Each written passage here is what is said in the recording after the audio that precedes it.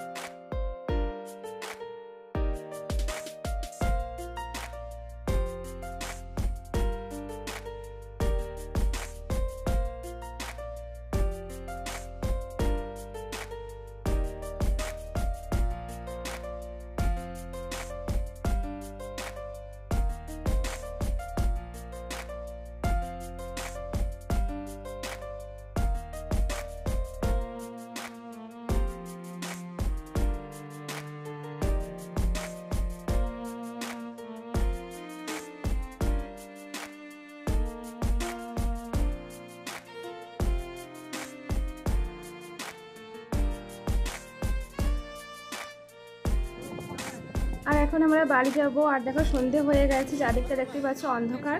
তো এখন আমরা এই যে খেয়া বাড়াবো, তার জন্য দাঁড়িয়ে আছি। আর আজকে ব্লগটা এখানেই রাখছি। সকালে খুব ভালো থেকো, দেখা হচ্ছে নেক্সট ব্লগ।